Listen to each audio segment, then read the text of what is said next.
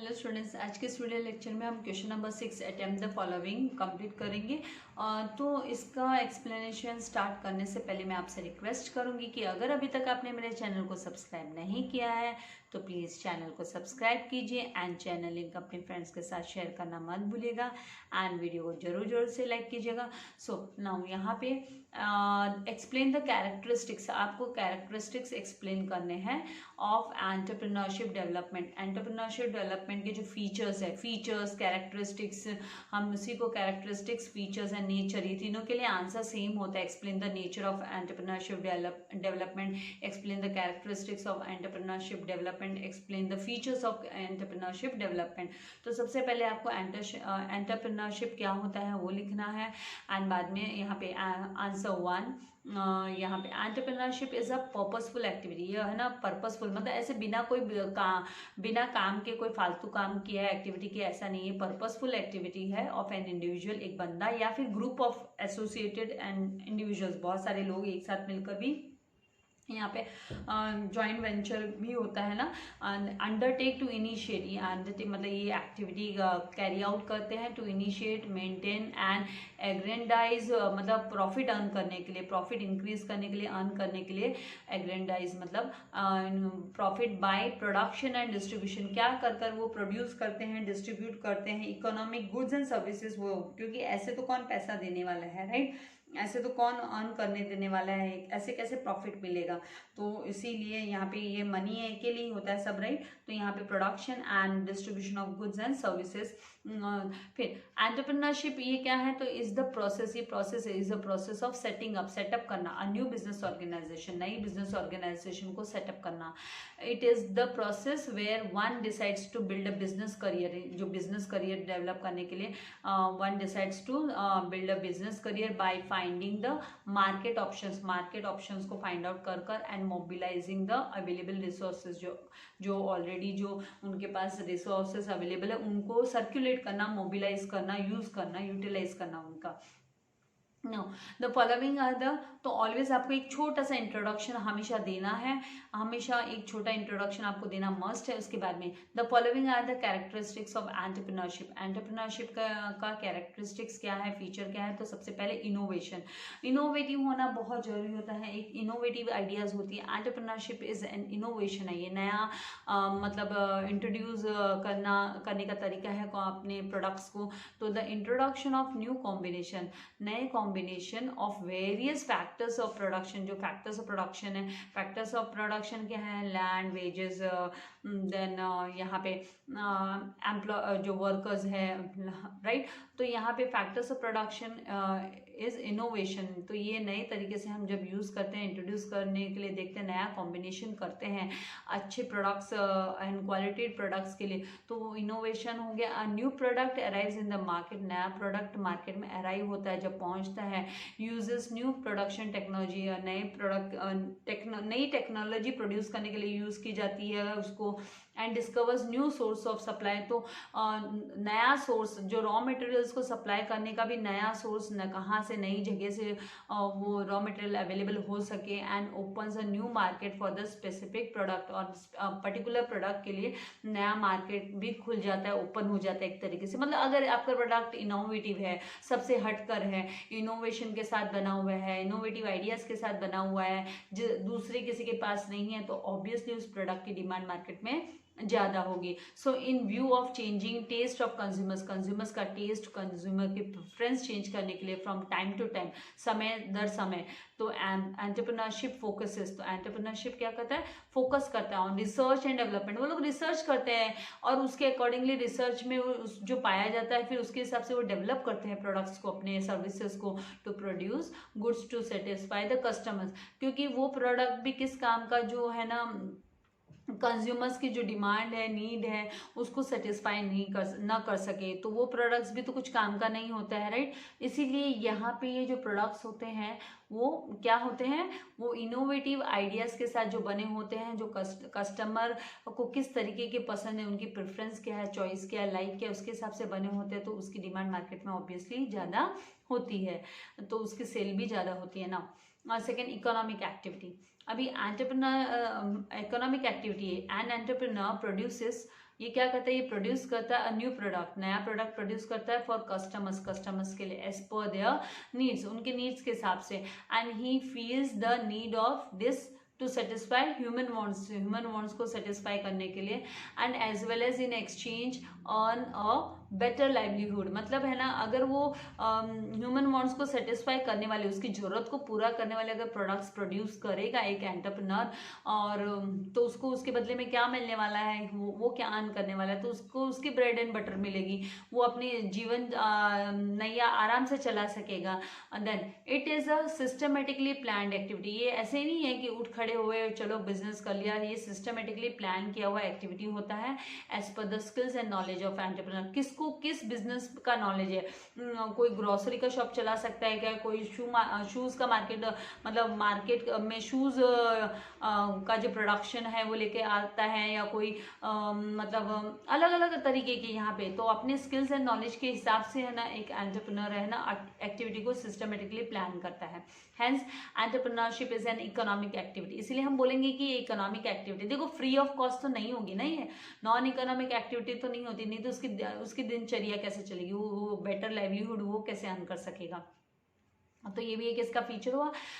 Then third यहाँ पे हम फीचर की बात करें तो है ऑर्गेनाइजेशन बिल्डिंग। अभी ऑर्गेनाइजेशन बिल्डिंग यहाँ पे तो इट इज़ एन एक्टिविटी, ये एक्टिविटी है where various factors of production, मतलब हम ऑर्गेनाइज करते हैं सारे के सारे जो फैक्टर्स ऑफ प्रोडक्शन है उनको एक साथ हमको है ना असेंबल करना होता है, ऑर्गेनाइज करना होता है। बिफोर प्रोडक्शन वर्क स्टार्ट होने से पहले सबको ऑर्गेनाइज करना पड़ता है। तो यहाँ पर it is an activity where various factors of production have to be organised and place utility, time utility and form utility etcetera. मतलब प्लेस यूटिलिटी मतलब आप को है ना, मतलब कोई प्रोडक्ट्स आपने मतलब आपको लैंड वगैरह की जरूरत है, आपको एक जगह से दूसरे जगह का ट्रांसफर करना अपने प्रोडक्ट्स का, आपको है ना समय पर, जैसे रेनी सीजन है तो रेनी सीजन में अम्ब्रेला की जरूरत पड़ेगी तो वेयर हाउस है वो आपको फॉर्म करके रखने पड़ेंगे। फॉर्म यूटिलिटी कन्वर्जन का काम होता है, जो ऑलरेडी आपने इकोनॉमिक्स में स्टडी किया कि कैसे है ना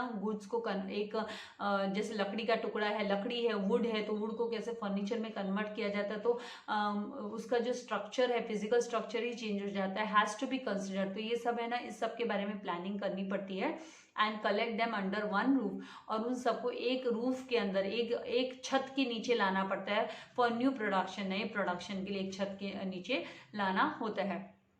देन फोर्थ फीचर यहाँ पे क्रिएटिव एक्टिविटी होनी चाहिए। तो innovation should have a strong support होना जरूरी है ऑफ क्रिएटिविटी। क्रिएटिविटी का स्ट्रॉन्ग मतलब अलग हटकर, कुछ हटकर बाकी मार्केट में जो कॉम्पिटिटर्स है उनसे हटकर अगर प्रोडक्ट हमारा होगा तो उसकी सेल अच्छी होगी।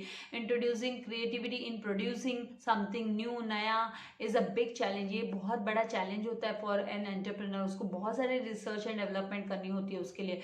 10 creativity is an essential part of entrepreneurship, इसलिए क्रिएटिविटी है वो बहुत ही इंपॉर्टेंट पार्ट है एंटरप्रेन्योरशिप के लिए।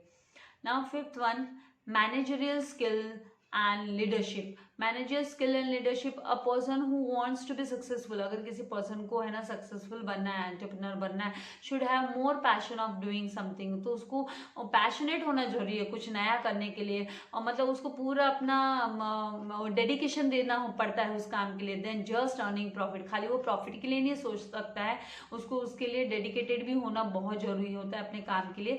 So leadership and managerial skills are the most important facets, ये बहुत ही इंपॉर्टेंट है एंटरप्रेन्योरशिप के लिए। Now other skills can be considered secondary, बाकी के स्किल को हम सेकेंडरी बोल सकते हैं, लेकिन यहाँ पे leadership quality and managerial skill तो होना बहुत ही जरूरी है। So an entrepreneur must have the ability to lead, क्योंकि उसको आगे होकर काम करना होगा, इनिशिएटिव उसको लेना होगा, उसे मैनेज करना आना पड़ेगा कि वो किस तरीके से अपने एम्प्लॉयज को कैसे मैनेज करे, कैसे अपने सबके साथ अच्छा कोऑर्डिनेशन करे। तो मैनेजर स्किल एंड लीडरशिप तो होना बहुत ही मस्ट है। नो, स्किलफुल मैनेजमेंट होना चाहिए। तो the success of any entrepreneurship, अगर किसी एंटरप्रेन्योरशिप की सक्सेस की हम बात करें तो वो डिपेंड करती है on the management of the organisation, कि उसका मैनेजमेंट कैसा है। अगर मैनेजमेंट स्किलफुल है, अच्छा है, समझदार है, वो इंटेलिजेंट है, तो उसकी ग्रोथ नक्की है। तो जैसे कि यहाँ पे अभी देखो ना, अंबानी ग्रुप, हमको पता है ये अंबानी जो है मुकेश अंबानी, राइट, धीरू अंबानी, उन्होंने कैसे एंटरप्रेन्योरशिप, उनमें क्या क्वालिटी थी कि उन्होंने कैसे मतलब पूरे वर्ल्ड वाइड उन्होंने अपने आप को पॉपुलर कर लिया। तो यहाँ पे है ना, एंटरप्रेन्योरशिप को मैनेज करना आना चाहिए, स्किलफुल मैनेजमेंट होना बहुत जरूरी है। So with the professional management and skilled managers, उसके पास जो मैनेजमेंट है वो प्रोफेशनल्स होने चाहिए, स्किल्ड मैनेजर्स होने चाहिए। सो एंटरप्रेन्योरशिप बिकम सक्सेसफुल एक्टिविटी। तो उससे फिर क्या होता है, जो एंटरप्रेन्योरशिप है वो सक्सेसफुल एक्टिविटी बन जाती है। Now risk bearing, of course risk तो उठानी ही पड़ेगी। तो यहाँ पर uncertainty is defined as a risk, मतलब अनसर्टेनिटी को ही हम रिस्क बोलते हैं। हम नहीं बोल सकते ना, वी नेवर नो कि कल क्या होने वाला है, कोई नहीं जानता, which can not be insured. उसको हम इंश्योर करके भी नहीं रख सकते, मतलब उसकी इंश्योरेंस पॉलिसी भी निकाल के नहीं रख सकते अगेंस्ट, एंड इज इनकैलकुलेबल, मतलब आप उसको कैलकुलेट नहीं करके रख सकते कि कितनी क्या होगी। तो ये तो एक तरीके से कंटीजेंसी हो गई कि क्या होने वाला है, we never know tomorrow. So entrepreneur को तो एक है ना, अपना कैलकुलेटिव माइंड लेकर चलना ही होता है कि मैं कितना तक बर्दाश्त कर सकता हूँ, उसके अकॉर्डिंगली वो अपना आगे आएगा। So entrepreneur is an agent who buys factors of production, वो उसको है ना फैक्टर्स ऑफ प्रोडक्शन बाय करना होता है। उसको लैंड चाहिए होती है फैक्ट्री के लिए, ऑफिस बनाने के लिए, उसको एम्प्लॉयज चाहिए होते हैं जिनको उसे वेजेस पे करना होता है, राइट, उसको कैपिटल इन्वेस्टमेंट करना होता है जिसके अगेंस्ट उसको क्या मिलता है, इंटरेस्ट मिलता है। फिर मतलब सो मेनी थिंग्स जो भी उसको रिक्वायर्ड है, तो उसको तो सबको कोऑर्डिनेट करते हुए चलना होता है एट सर्टेन प्राइसेस। तो उसको तो इन्वेस्टमेंट करना होगा in order to combine them into a product, उन सबको प्रोडक्ट के रूप में कंबाइन करने के लिए, टू सेल देम, फिर उनको सेल करने के लिए at uncertain prices in future. और फ्यूचर में अनसर्टेन, आप नहीं बोल सकते कि आपने प्रोडक्ट बनाए वो किस तरीके के चलेंगे। तो एक बोलते हैं ना, मतलब एक कैलकुलेटिव आइडियाज के साथ में काम होता है। तो thus they too are risk bearing agents, तो उन्हें हम रिस्क बेयरिंग एजेंट्स बोलते हैं। In the production, in production work वो रिस्क बेयरिंग होते हैं, रिस्क उठाकर ही वो चलते हैं ना। गैप फिलिंग फंक्शन, तो यहाँ पे गैप फिलिंग फंक्शन की बात करें तो द मोस्ट सिग्निफिकेंट, जो most important most significant feature होता है एंटरप्रेन्योरशिप का, entrepreneurship is a gap filling, वो गैप को फिल कर देता है। तो गैप किसके बीच में, तो गैप जो डेफिशिएंसीज होती है, जो खामियां होती है उसके जॉब में और उसके प्रोडक्शन, वो अपने नॉलेज के थ्रू वो उसको है ना फिल कर देता है। तो यहाँ पर it is the entrepreneur's job, ये एंटरप्रेन्योर की जॉब होती है to fill the gap, gap को फिल करना और to make up the deficiency, अपनी जो खामियां हैं, कमियां हैं, उसको अच्छे से उसको फिल कर देना, उसको पॉजिटिविटी उसमें ले जाना, which always exist in the knowledge about the production function. तो उसको आना चाहिए कि किस तरीके से वो उसको अपने सिचुएशंस को हैंडल करे, वो सब है ना, एक एंटरप्रेन्योर को, अच्छे एंटरप्रेन्योर को आना जरूरी है। तो ये एक एंटरप्रेन्योरशिप का फीचर हो गया। आई होप आपको यहाँ तक कॉन्सेप्ट क्लियर हो गया है।